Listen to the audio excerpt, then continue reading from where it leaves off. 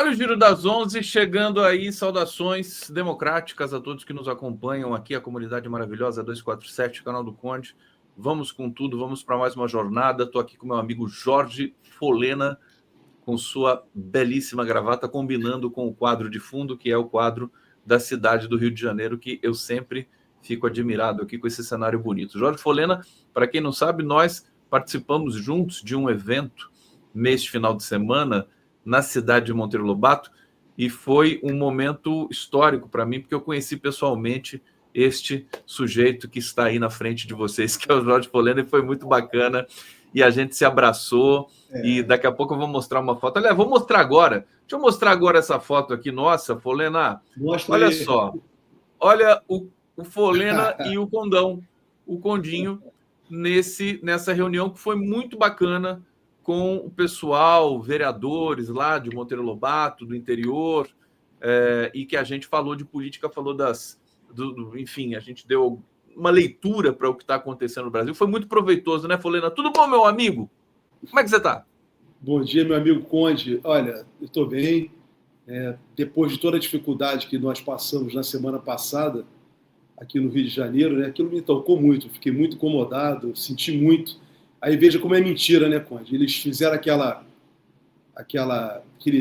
colocaram pânico, medo, mataram, fizeram, e não mudou em nada. Uma semana depois, o problema da segurança pública do Rio continua o mesmo. Então, eu estou colocando isso para dizer que é o tipo de política pública, né, irresponsável, que não leva à segurança, não acaba com o crime, não acaba com o crime organizado, ao contrário, possibilita que o crime organizado possa expandir. Então, vamos estar falando sobre isso depois, aqui ao longo da transmissão, mas voltando, você me perguntou como eu estava, então, estou me recuperando aí depois dessa tragédia da semana passada. Tive a felicidade de estar contigo lá em Monteiro Lobato, na Serra da Mantiqueira. Foi uma experiência maravilhosa, conhecer e abraçar meu amigo Conde, sabe, passarmos ali momentos muito importantes. E foi uma oportunidade, né, Conde, que nós dois ganhamos, não só de nos encontrarmos, mas de, junto com uma comunidade, refletirmos e pensarmos os graves problemas brasileiros. E, né, examinarmos o que fazer, né, diante dessa problemática que vivemos no país, principalmente num campo democrático, popular e progressista. Por isso eu considero, Conde, que aquela nossa reunião foi de uma importância muito grande. E agradecer a Graças Leiva, que é vereadora lá de Monteiro Lobato, a presidência do Partido dos Trabalhadores de Monteiro Lobato, o Luizinho, o professor Luizinho, todos eles lá, daquela comunidade, que estavam interessados em pensar o Brasil. Isso que é importante, né, Conde?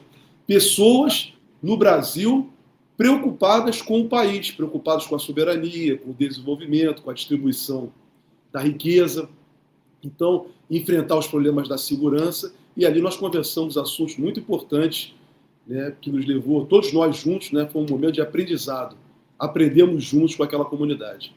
Aliás, foi muito bom ouvir todos ali. Aliás, é a coisa mais importante na minha visão também, ouvir as pessoas e, né, como a gente lida com a comunidade aqui qualificada do nosso Giro das 11, né? Aliás, eu peço para vocês aí darem um like, participarem do chat, trazerem as questões, trazerem as informações, porque vocês também são fonte aqui muito sólida, né, de informação e do que está acontecendo pelo Brasil. As notícias importantes de hoje, quer dizer, o prefeito de Nova York, o primeiro prefeito muçulmano socialista, que implica numa derrota terrível para o Donald Trump. Aliás, o Partido Democrata teve 92% dos votos em Nova York. O Partido Democrata, desculpa, só fazer uma correção. O Partido Democrata teve 51%, que foi a votação do Mandani, mas o segundo lugar teve 37% dos votos, que é o Cuomo, que era do Partido Democrata. De qualquer maneira, o Partido Democrata fez barba, cabelo e bigode nessas eleições municipais dos Estados Unidos. Podemos começar por aí rapidamente um comentário breve, Folena? Que interessante, a gente comemora a vitória desse cara, né? É a revelação de que a luta de classes está intensa nos Estados Unidos e no mundo, né? Quando muitos querem apagar a luta de classes, a extrema-direita, por exemplo, brasileira, como o Donald Trump também, quer apagar qualquer discussão sobre direitos humanos, né? Quer cancelar qualquer discussão sobre direitos humanos aqui no Brasil. Cláudio Castro, ele se achou um deus, acima da Constituição, acima das instituições, diz que quem defende direitos humanos é defender marginal, defender vagabundo. Olha, isso é um absurdo. Ou seja, nós estamos diante da luta de classes. E essa vitória desse prefeito de Nova York é a revelação, Conde, que ainda essa luta de classes tão intensa sendo travada em todo o mundo, né, nos dá esperança nos Estados Unidos.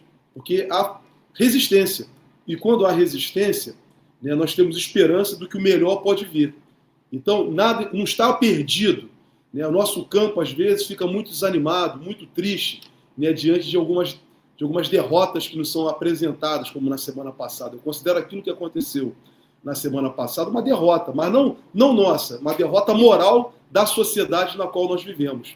Isso abate efetivamente, abate. Mas nós temos esperança por dias melhores. Eu queria tanto ouvir o presidente Lula, sabe, Conde? Eu estou ligando as duas coisas, Nova York e Brasil, eu acho que tem uma interligação com isso, por causa do Donald Trump. Queria tanto ouvir o presidente Lula. O presidente Lula demorou para falar, mas ele, quando falou, ele falou certo. Que ele vai enfrentar, primeiro que foi um absurdo que aconteceu, ele não abaixou a cabeça, não se rendeu aos fascistas e disse que vai apresentar, que ele tem a solução e ele está tentando apresentar soluções. Então, esse prefeito de Nova York disse já, aqui em Nova York, imigrante é bem recebido, porque eu sou um imigrante. Então é uma resposta direta ao Donald Trump, no mesmo calibre em que o presidente Lula ontem deu aos fascistas brasileiros. Então é assim que a gente vai fazer o enfrentamento. Nós temos que fazer o enfrentamento ao fascismo, em todos os lugares. Não podemos nos render aos fascistas. Eles querem nos colocar com medo. E nós não podemos permitir isso. Nós temos que ir para cima dos fascistas. Prefeito de Nova York, Zoran Mandani, né, vai ser uma referência nos próximos anos no debate internacional. E o Trump está profundamente decepcionado, magoado. Está que nem o Bolsonaro agora, o Trump, né? Está lá chorando baixinho, né? Agora, eu quero já trazer, então, uma outra questão aí internacional e conectando o descalabro, a bestialidade do Brasil, essa operação, essa matança que foi dita pelo Lula. Lembra que eu falei lá em Monteiro Lobato? Eu falei, o Lula está quietinho, mas daqui a pouco ele vai falar. Aí ele falou e fala e mexe com tudo e está mexendo com todo o cenário, porque hoje, Folena sabe bastante bem disso e aqui a comunidade também, as notícias elas têm pouca durabilidade, né, Folena? Quer dizer, esse intento de trazer essa matança, né, para erodir popularidade da esquerda e tudo mais, quer dizer, a direita continua confusa e continua desagregada. É claro que a gente tem que tomar cuidados, mas eu acho que fica um pouco essa lição também, né? Antes de eu fazer a pergunta para você sobre a carta do Trump ao Castro, aliás, já vou fazer então, né? Que história é essa do governo estadunidense mandar uma carta para um governador brasileiro se solidarizando com o combate ali ao crime organizado, com a perda de policiais? Isso aí não é violação de alguma coisa, não, Folena? Claro. Não, pior é isso. O pior não é o Trump mandar a carta para o Cláudio Castro. Pior é que aquilo que se especulava, e hoje já é confirmado, de que ele manteve contatos prévios com a embaixada norte-americana no Brasil. Isso é, Conde, é entreguismo. Nós estamos diante de pessoas como Bolsonaro, o clã Bolsonaro, como Tarcísio de Freitas, esse governador do Rio de Janeiro e todos esses que se reuniram em torno dele, são pessoas que não têm nenhum compromisso com a soberania nacional, com o respeito ao seu país. Flávio Bolsonaro pediu que o Donald Trump jogasse uma bomba na Baía de Guanabara, na mesma semana em que, em São Luís do Maranhão, estavam provocando ações, né, por parte do crime, o que eles chamam de crime organizado, que parou a cidade de São Luís. E aí o outro pede na cabecinha, o outro é o Flávio Bolsonaro. E na terça-feira seguinte, veio essa operação, né, do Rio de Janeiro, que não acabou e não vai acabar com o crime organizado do Rio de Janeiro, porque eles não vão fazer um enfrentamento, né, com quem tem que ser feito. Eles não estão fazendo e não vão fazer. E o Cláudio Castro, dentro disso tudo, né, foi pedir apoio aos Estados Unidos. Ou seja, Conde, é um pária, é mais um pária como é o Eduardo Bolsonaro, como é Jair Bolsonaro, como é Tarcísio de Freitas. Tem que ser responsabilizado, sim. Cláudio Castro tem que ser responsabilizado por todas as mortes ocorridas no Rio de Janeiro. A Constituição brasileira não faz distinção entre benfeitor e malfeitor. Toda e qualquer pessoa é tratado como cidadão. Se você é um malfeitor, a Constituição diz que você deverá responder pelos atos mal feitos por você. Responder, e para isso você tem que ter um processo legal, tem que ter um direito de defesa, tem que ter um julgamento com um juiz justo e, ao final, aplicado uma pena, né, que pode ser uma pena que pode tirar a sua liberdade, restringir os seus direitos ou pecuniária. Não é admissível pena de morte, pena degradante e de banimento no Brasil. O que o Cláudio Castro fez foi isso confessadamente. Ele confessou, há provas contra ele mesmo produziu essas provas, junto com os seus secretários, do tal do Muro do BOP. O que é o Muro do BOP? Processo de execução sumária. Então, Conde, ele tem que ser responsabilizado. Volto a dizer, a Constituição não faz distinção entre brasileiros. Não faz. Se é malfeitor, tem que responder ao processo legal, não pode ser executado. E eu acho que as coisas vão começar, já estão começando a se complicar para o Cláudio Castro. E vou trazer aqui uma informação que tem a ver com isso que a gente acabou de falar. Olha, o Cláudio Castro foi denunciado ao STF por fomentar a invasão militar dos Estados Unidos ao Brasil. Sim. É um requerimento do deputado federal Lindbergh Farias. Quer dizer, isso é só uma das ações que estão se voltando contra o Cláudio Castro. Deixa eu te perguntar sobre o julgamento do TSE, Folena, porque ontem a ministra Galotti, acho que é Isabel Galotti o nome dela, ela votou pela cassação do Cláudio Castro. Só para a gente lembrar, é importante que a gente lembre, nas eleições de 22, o Cláudio Castro era o governador, estava candidato à reeleição, ele herdou a cadeira de governador com a prisão do Witzel, né, que era o cabeça de chapa dele em 18. Ele teve contratação de 27 mil pessoas, né, pelo governo do Rio de Janeiro, que o Ministério Público diz que foram contratações criminosas, eleitoreiras, oportunistas e tudo mais. Está sendo julgado por isso. Foi pedido vista, e aí a gente vai aguardar isso. O que você analisa desse processo? Analiso, nós estamos debatendo isso há muito tempo aqui no Rio de Janeiro. Você debate. Primeiro, Conde, é dizer que esse dinheiro que foi desviado, milhões que foram desviados, né, pagos de forma irregular, sem nenhuma transparência, recebendo na boca do caixa, esse dinheiro é dinheiro da venda da SEDAI, no Rio de Janeiro. O dinheiro da SEDAI, uma das maiores empresas de saneamento do Brasil, estatal, foi empregado por Cláudio Castro nesse tipo de operação para pagar cabos eleitorais. Obviamente que essa forma de contratação feita por ele, temporária, sem nenhuma transparência e com dinheiro recebendo na boca do caixa, caracteriza, durante o período eleitoral, abuso de poder econômico eleitoral. Por isso ele está respondendo. E teria que responder por muito mais. Teria que responder eleitoralmente e teria que responder também criminalmente e administrativamente. Inclusive com uma ação civil pública. Ele deveria responder para ele reparar tudo isso ao Tesouro e perder os direitos políticos, conforme prevê, porque houve dolo, houve má-fé dele nesse caso. Ele tinha plena intenção de se favorecer, não só eleitoralmente, mas também empregar toda essa operação. Muito bem, aqui no Rio de Janeiro, o resultado, depois de muitas manobras políticas, foi 4-3 aqui no Rio de Janeiro. Favorável ao Cláudio Castro, a todos eles. Ao vice-governador, que hoje não é mais vice-governador, hoje é conselheiro do Tribunal de Contas do Rio de Janeiro, o presidente da Assembleia, todos que estão envolvidos nisso. Ao recurso. E já vou dizer para você, Conde, poderá ser 4-3 também. Nesse caso, eu espero que seja 4-3 na confirmação da denúncia apresentada pelo Ministério Público. Espero que assim seja. O voto da ministra Galotti, como era o voto também do relator do Rio de Janeiro, do desembargador eleitoral relator, é no mesmo sentido. As provas são fartas. Fartas as provas contra Cláudio Castro e contra todos eles por abuso de poder econômico eleitoral. Espero que esse pedido de vista, que já sabíamos que ia acontecer, já se esperava esse pedido de vista, né?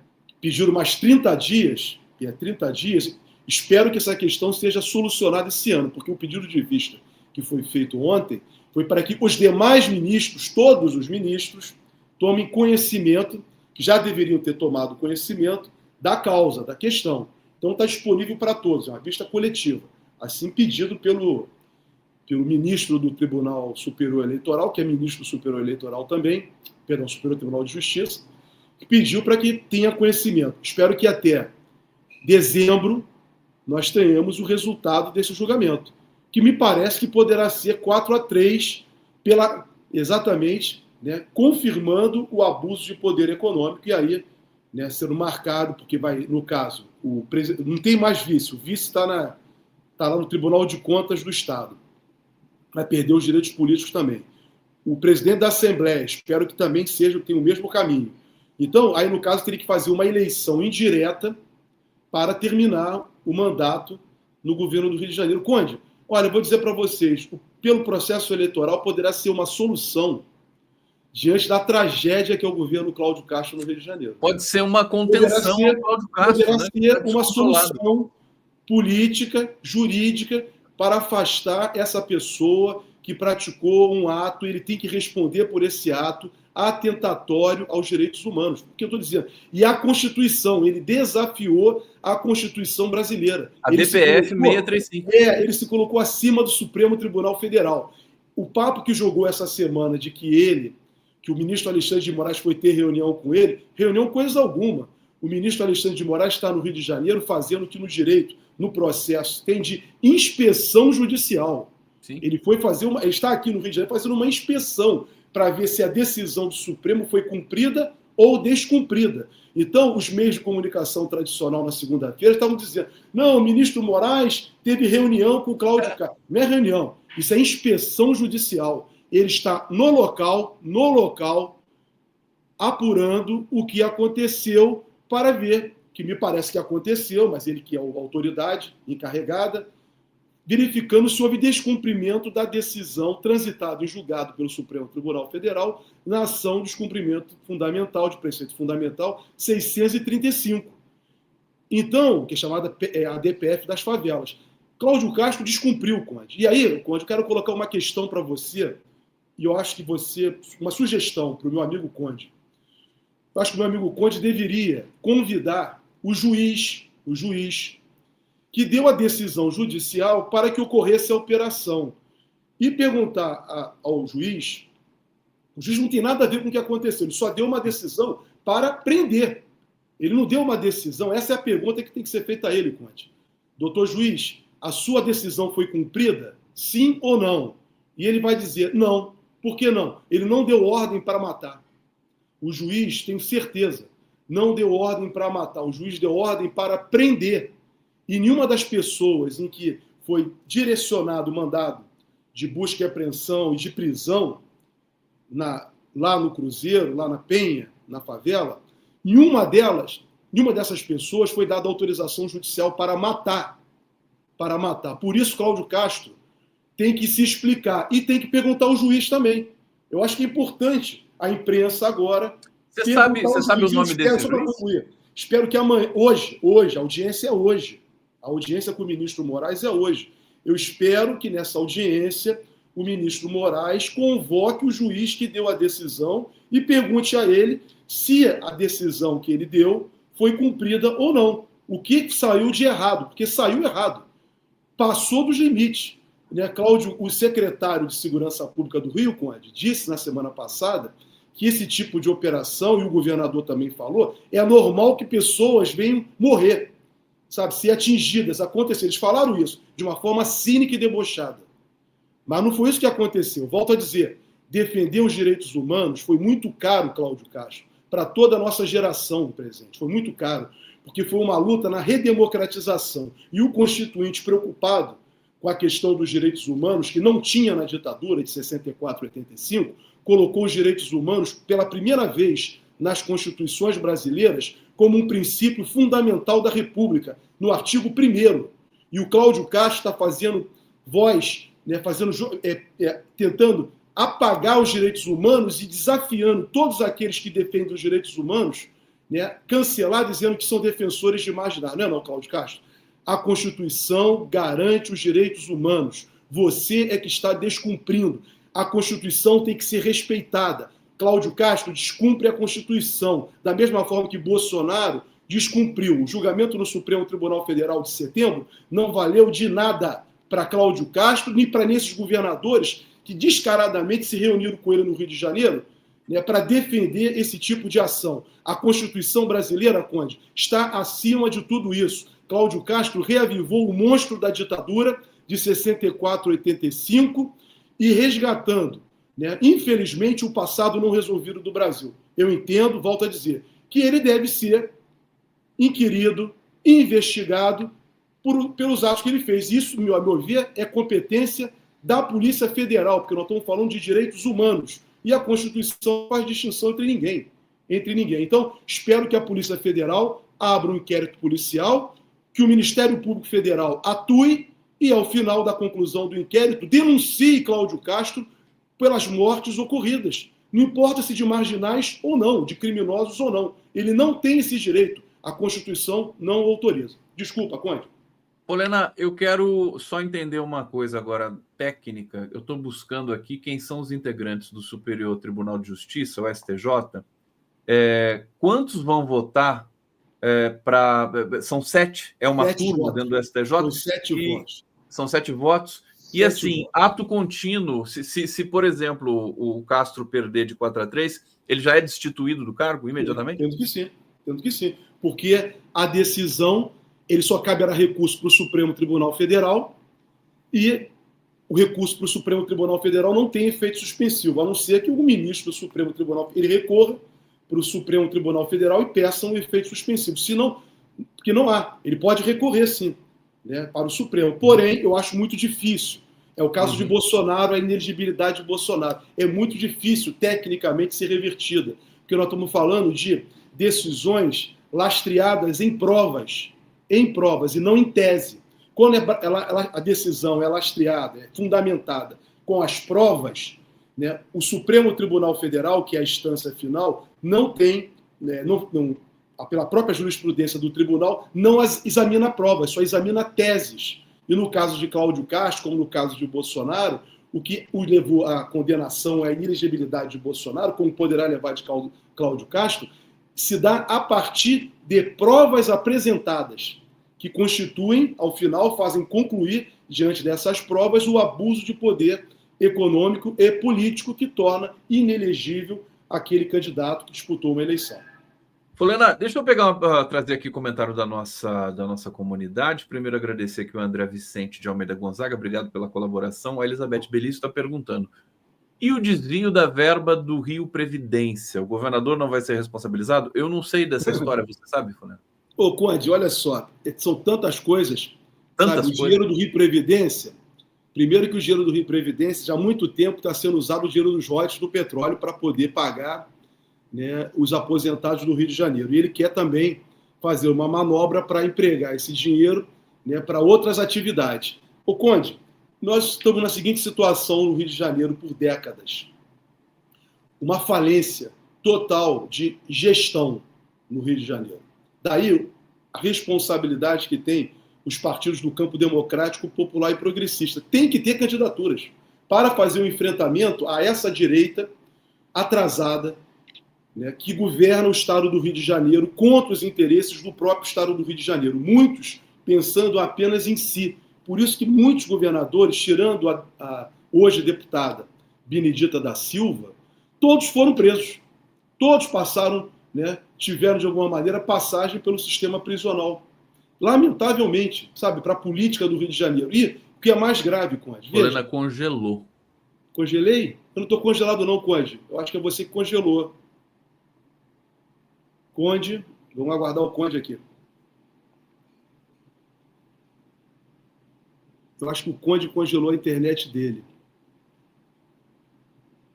Então, enquanto o Conde não vem, eu vou falando aqui, né, que eu entendo que, na verdade, no Rio de Janeiro, né, Conde, voltou? Voltou. Ah, legal. Então, acho que foi você que congelou na internet. Sim, foi aqui. Então, o que eu estava falando, Conde, é o seguinte: a responsabilidade que a esquerda tem de apresentar candidaturas para governos do Rio de Janeiro. Não dá para ficar conciliando e participando de apoiamentos a candidatos de direita, como tem ocorrido, né, há muito tempo no Rio de Janeiro, o que enfraquece exatamente esse campo democrático, popular e progressista. Por que digo isso, Conde? Sabe, na verdade, os dois grandes exemplos que nós temos de enfrentamento ao crime organizado no Rio de Janeiro, nós temos pelas mãos e atuação da esquerda. Prisão de Elias Maluco se deu, que incinerou um jornalista da TV Globo, se deu no governo da Benedita da Silva, se deu um disparo, ninguém morreu. Sabe quem fez o enfrentamento à milícia, Conde? Não foi o governo, não foi a polícia. Quem fez foi o poder, a CPI das milícias, presidida por Marcelo Freixo, que desvendou aquilo que nós já sabíamos e imaginávamos no Rio de Janeiro, que as milícias tinham ligação com o poder público. E ali foram parlamentares presos, deputado estadual, deputado federal, vereadores, policiais. Quem fez o enfrentamento foi a Assembleia Legislativa por meio da CPI das milícias, presidida pelo Marcelo Freixo. Ou seja, a esquerda tem como mostrar para o Rio de Janeiro que ela é capaz de fazer. Porém, os acordos políticos, infelizmente, né, acaba apagando esse tipo de situação e colocando, às vezes, a esquerda no mesmo patamar. O que, a meu sentir, é um equívoco. Então, digo, Cláudio Castro é uma lástima para o Rio de Janeiro, porque, primeiro, que ele é um político que ninguém sabe quem ele é. Ele é um político que vem de Santos. Por acaso era vereador, foi eleito vereador aqui no Rio de Janeiro. Não estou fazendo uma crítica à pessoa dele, mas à trajetória pública dele. E entrou numa chapa do Witzel, que era um juiz, que ninguém também não tinha nenhuma experiência política. Com essa história de, na cabecinha, matar bandido bom é bandido morto, o Witzel foi eleito junto com o bolsonarismo no Rio de Janeiro. O Witzel não solucionou os problemas do Rio de Janeiro, saiu. O Cláudio Castro não resolveu e nem vai resolver os problemas do Rio de Janeiro, ao contrário, vendeu a SEDAI, usou o dinheiro da SEDAI para jogar na campanha eleitoral e está agora sendo responsabilizado eleitoralmente. Problemas de gestão seríssimos com relação ao fundo de previdência, como apontou aqui a nossa internauta. São tantos problemas, Conde. E, sabe, cada vez mais o estado do Rio de Janeiro empobrece. Sabe? A região metropolitana do Rio não tem segurança. Hoje, já se passaram 9 dias da tragédia da semana passada. Quando eu falo tragédia, em todos os sentidos. Não só apenas o que foi feito, mas também o medo e o pânico que se colocou nas comunidades pobres, o medo e o pânico que se colocou em toda a região metropolitana, nos bairros de classe média. Então as pessoas ficaram com medo. Passado uma semana, Conde, o que o Cláudio Castro e o seu secretário de Segurança Pública apresentaram de solução para a segurança pública do Rio de Janeiro? Nada. Porque nada aconteceu de diferente diante dessa operação.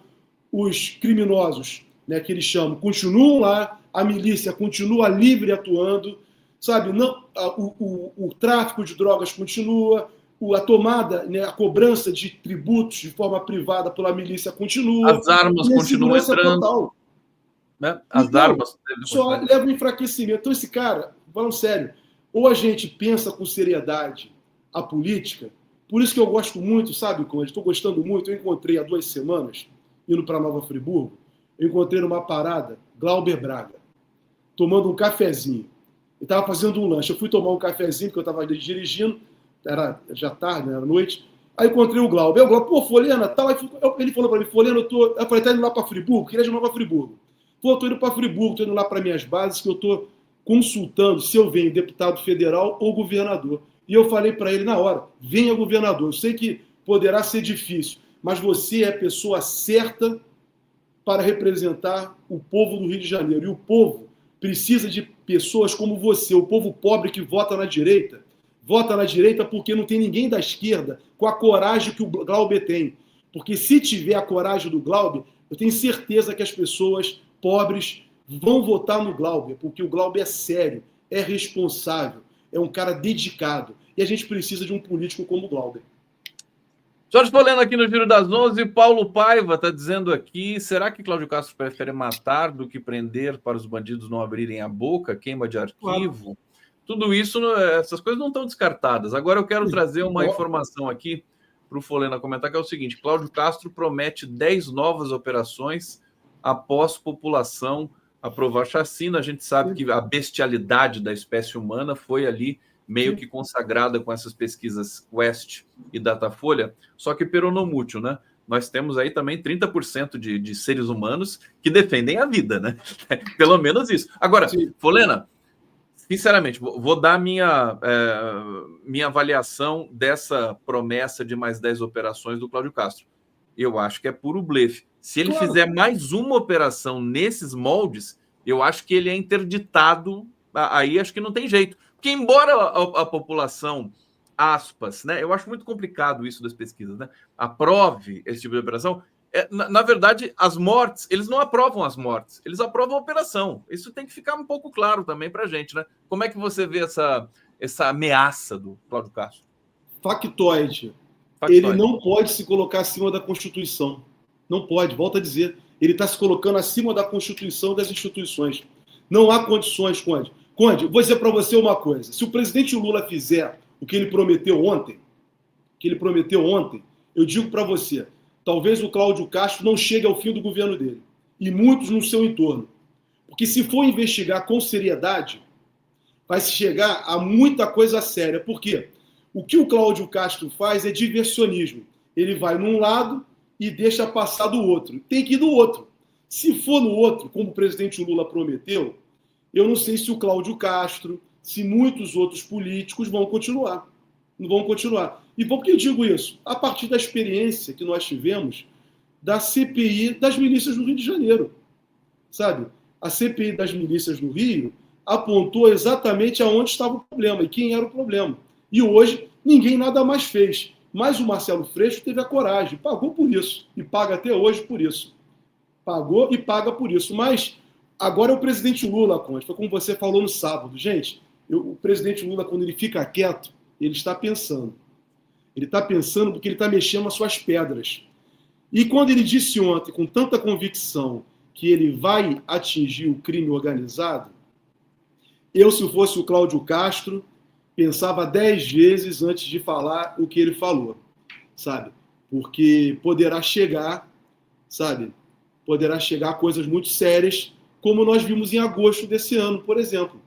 Em agosto desse ano, na ação que a Polícia Federal fez. Daí, Conde, porque esses governadores como Cláudio Castro, Tarcísio, Caiado, Zema, Jorginho Melo e os outros que lá compareceram, terem sido contra a PEC, a proposta de emenda constitucional apresentada pelo presidente Lula da Segurança Pública.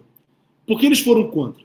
Porque o presidente Lula pediu, ele está chamando para ele a responsabilidade, o que hoje, se tem problema de violência no Brasil, gente, de insegurança, falta de segurança, é por culpa dos governadores.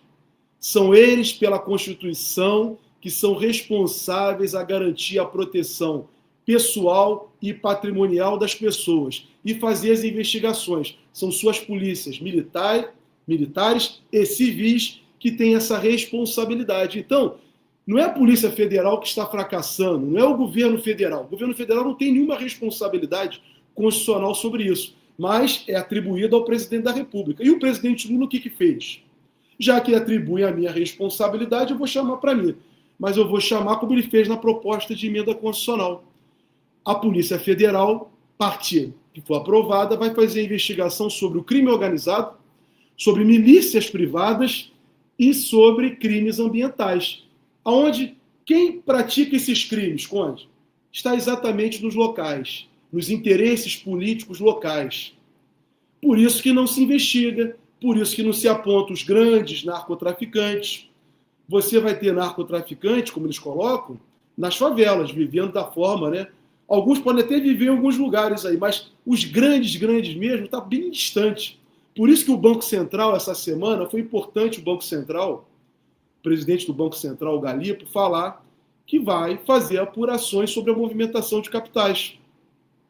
Sabe, Conde? Porque essas atividades, porque elas são rentosas, muito rentosas, ilícitas, porque não pagam tributos.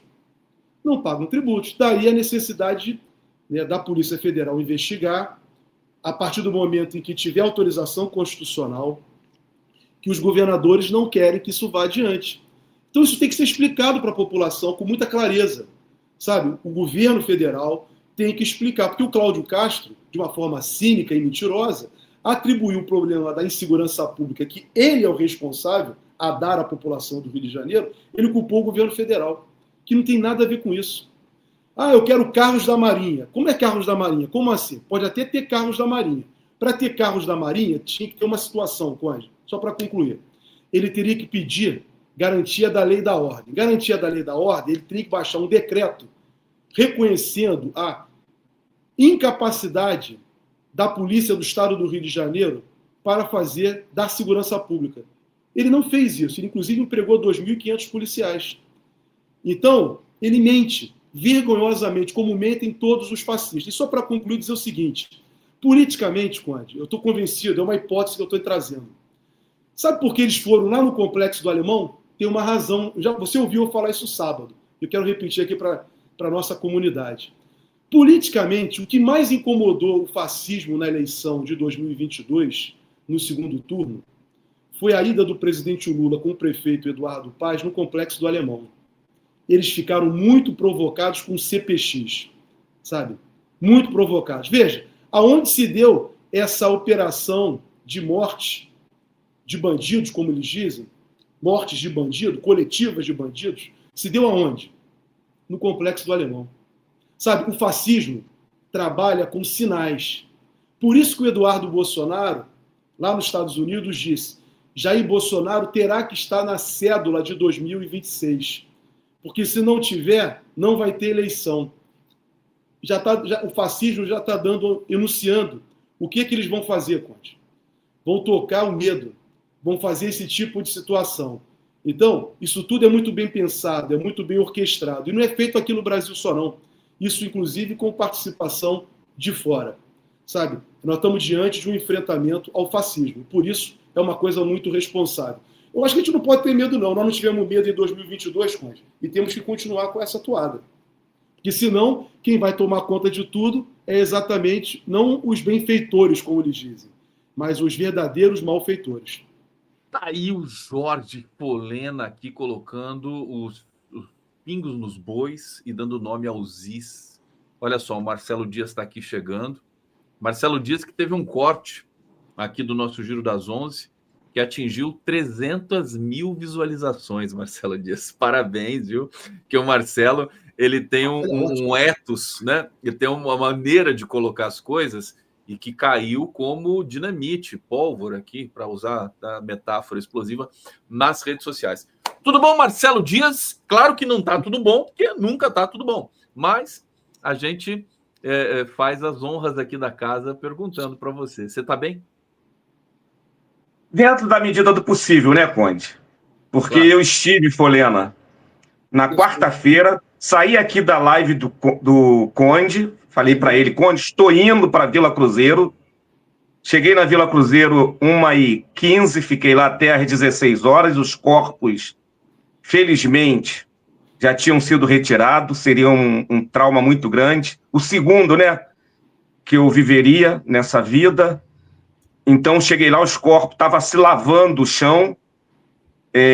Voltei na quinta-feira, Folena, numa reunião com 2 ministras de Estado, a pedido do Lula, lá na Vila Cruzeiro, a Aniele Franco, da Igualdade Racial, e a nossa querida Macaé, dos Direitos Humanos, cerca de 2 dezenas de parlamentares, federais, estaduais e vereadores, numa reunião fechada, Folena, com as mães das pessoas trucidadas e com as lideranças. Reunião fechada, foi proibido gravar, proibido tirar foto. Eu vou falar isso aqui mais tarde, Folena, mas só para você saber do relato da mãe do menino que teve a cabeça cortada. Tiraram a cabeça, Conde, do garoto. 2 irmãos abraçados com os dedos cortados. Gente morta a facada, que é o método do BOP, dessa polícia de elite, né, aqui do Rio, mortos à facada. E o carro, que aí saiu, o Conde postou ao vivo, que o Marcelo Auler denunciou, de um trabalhador que criticou a operação eleitoral e teve seu carro metralhado, carro a trabalho. Então, e na sexta-feira eu voltei de novo, porque na sexta-feira foi a grande manifestação com centenas e centenas de militantes progressistas, defensores dos direitos humanos, parlamentares que ocupou o Campo do Orde. Marcelo Auler, eu encontrei pessoalmente o Marcelo Auler lá na Vila Cruzeiro, que eu não conhecia. Ele fez até uma chamada direta comigo no 247, onde deve ter visto. Então foram 3 dias de terror. E ontem, quero anunciar aqui, Conde, que ontem foi o dia da favela, tá? Foi o dia da favela e foi esse o presente que o Cláudio Castro deu para os milhões de favelados do estado do Rio de Janeiro e os 16 milhões de favelados do Brasil. Que bom ter vocês dois aqui durante um período, uma transição aqui. Folena, brigadíssimo pela sua presença. Eu vou seguir aqui com o Marcelo Dias. Se quiser responder... Se me permite só falar uma coisa para o Marcelo? Por favor. Quero me solidarizar na pessoa do Marcelo, né, a todos que... Porque não é só, né, se coloca assim, só os bandidos, como eles falam, só os bandidos que foram mortos, que eles mataram. Sabe, toda aquela comunidade, Conde, fica traumatizada. São crianças vendo isso, são idosos vendo isso. Sabe, o terror, sabe, o medo que eles impõem. Então, quero na pessoa do Marcelo, que mora na Penha, Marcelo é da Penha, Marcelo dessa região, da Leopoldina, sabe, na pessoa do Marcelo, eu quero me solidarizar a todas as famílias, a todas as mães, crianças, idosos, trabalhadores, sabe, indefesos. Porque eles colocam como se...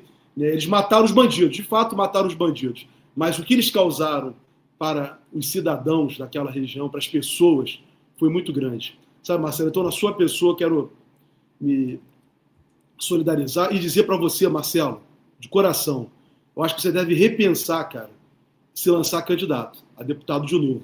Marcelo foi deputado estadual pelo Rio de Janeiro, é sério, sabe, Marcelo? Porque nós estamos precisando de pessoas, sabe, com a tua experiência, representando essa comunidade da zona da Leopoldina, que é uma comunidade muito grande da cidade do Rio de Janeiro, e que você já representou, como você também representa o movimento negro. Pense nisso, Marcelo. Pense nisso. Precisamos Olha, isso é de como você.